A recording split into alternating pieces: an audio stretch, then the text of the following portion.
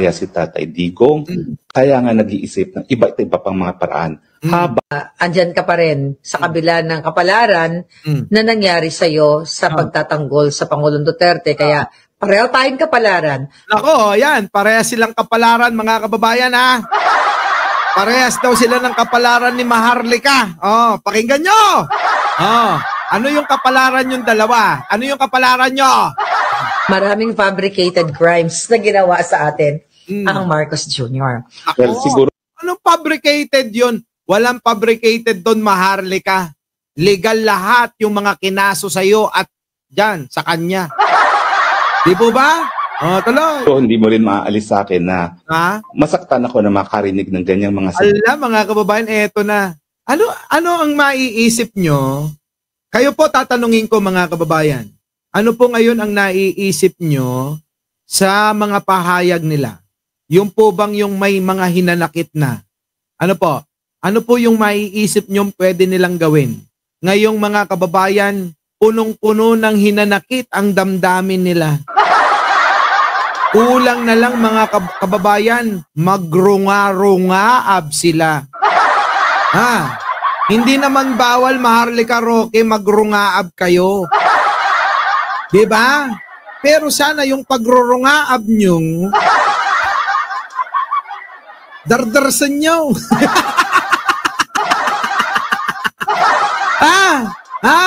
Pwede ba yung? Pwede ba yung pagrurungaab nyo eh? Pakiusap lang, dardarsan nyo? Oo. Di ba, mga kababayan? Ito na. salita galing sa isang dayuhan na I'm sure is very well paid. Dahil ang aking kapalaran, sinisisi talaga ako ng lahat ng mga kaibigan ko at kamag-anak ko sa Pilipinas. Ala, sinisisi daw yung kapalaran niya ng mga kamag-anak niya sa Pilipinas. Sige, tuloy. Bakit ba isinugal mo lahat para sa mga Duterte? Halak ka, di ba ganyan din sinabi ni Maharlika kanina? Iisa na lang, mga kababayan ko, liwanagin ko lang ha. Iisa na lang yung litanya nilang dalawa. Tinaya daw nila yung buhay nila kay Duterte. Kung ano yung mga mensahe ni Maharlika, ganun din kay Roque. Tinaya ko ang lahat. Sabi ni Maharlika, pati puday niya. Si Roque naman, mga kababayan ko, tinaya niya na rin lahat. Pati wig niya. Sukdulan na maging visible at mabisto nila. Pati yung wig niya. Di ba, mga kababayan? Tinaya kong lahat, pati wig ko. Nabukayo ng madlang tao. Eto ako ngayon, tampulan ng paninisi ng mga kaibigan, kamag-anak, pati pamilya ko. Sabing ganun, mga kababayan. Ay, nako. Sige, tuloy. Ang sagot ko, kasi sa tingin ko, ang pagiging tapat, mahirap nang makita ngayon, lalong-lalo na sa larangan ng politika. So ngayon, kayo pala ang tapat. So ang iba, hindi. So, ibig mo sabihin, kayong dalawa lang ang tapat, kaya dapat kayo lang ang pakinggan ni Duterte. So, parang sinasabi, mga kababayan, sa kabila ng pagiging tapat nila, hindi po sila pinapansin. At mas nabibigyan ng atensyon, yun daw pong mga tinatawag nila na mga alpotera, na mga double agent, at ng mga spy. Nakuha ninyo? So ngayon, ibig sabihin, sinasabi ng dalawa na ito, bobo si Maharlika. Oo, Maharlika, paano ko na... Ay, mali. Sinasabi ng dalawa na ito, na bobo si Buday, na si Sara. Paano ko nasabi na sinasabi ng dalawa na ito, na bobo si Sara Duterte, mga kababayan? Pakinggan ninyo. Parang mas pinaniniwalaan pa raw yung mga hindi naging loyal. Bobo tawag doon. Kung talagang loyal tong mga ito, mga kababayan ko, sa isang matalino, alam kung sino papanigan nito. Yung bang mga traidor o yung mga loyal na tawag nila sa mga sarili nila. Diba? Tanga mo naman. kung hindi mo kakampihan yung mga loyal, kung totoong loyal sila. Di po ba? Baka naman sabi lang nila, binuhat lang nila yung bangko nila. Di po ba, mga kababayan ko? Di po ba? So tama po yan. Isinugal ko ang lahat para sa mga Duterte at ngayon, natalo tayo. Kaya nga hindi ako maka... Ayan! Natalo sila! Mga kababayan ko, aminado na rin si Roque, natalo sila. Mga DDS, galing na sa mga pambato nyo, talunan kayo. Wala na. Nga. Talunan kayo, mga DDS. Bakit walang mga DDS ngayon dito? Meron bang DDS dito? Lumabas nga kayo? Ayan aminado na si Roque. Talunan sila.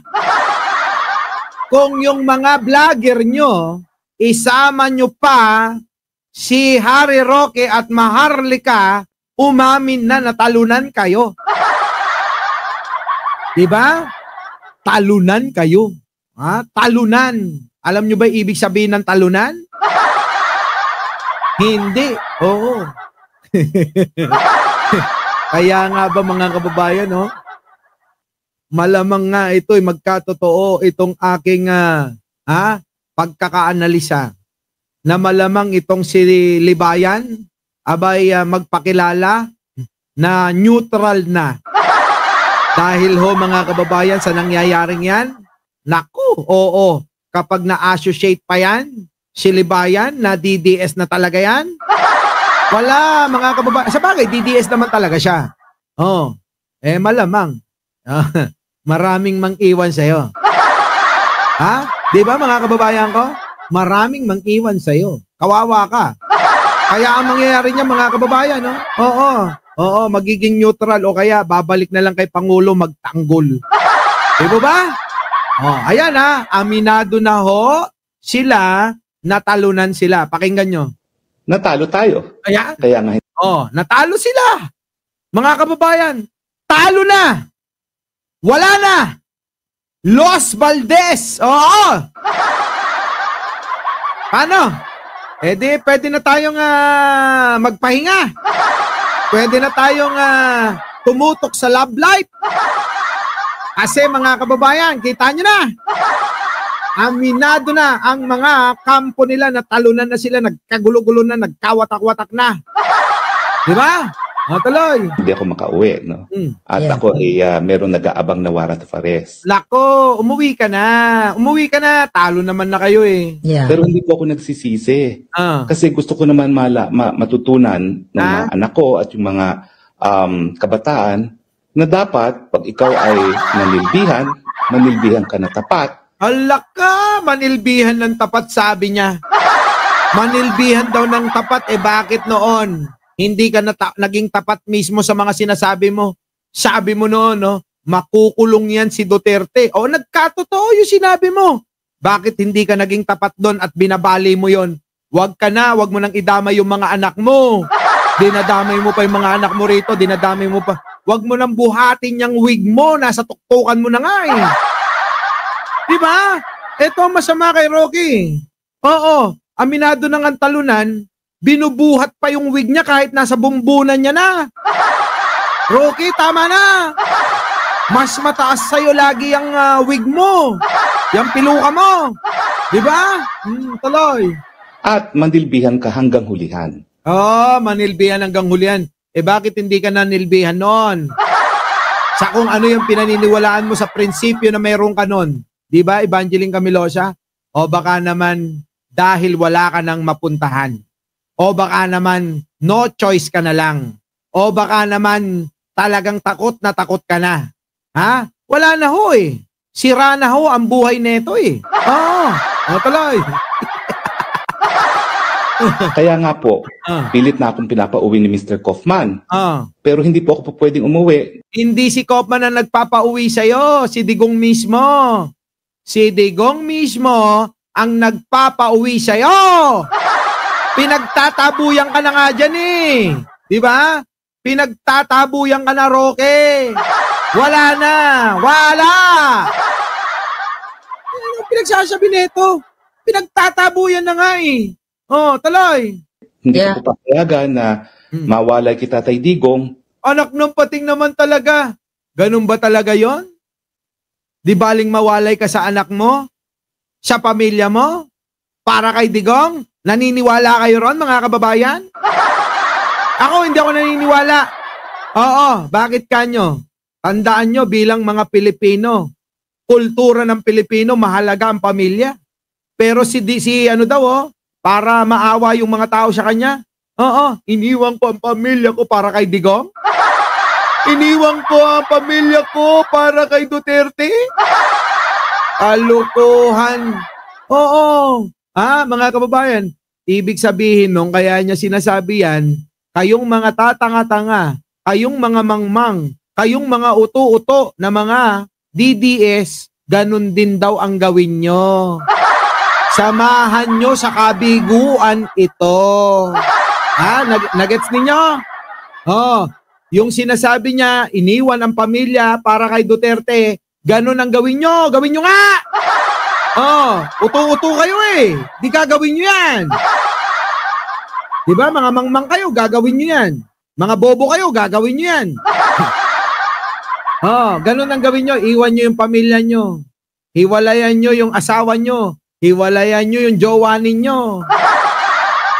Sumama kayo kay Roque at ipaglaban si Duterte. Libayan! Sige nga, gawin mo nga to.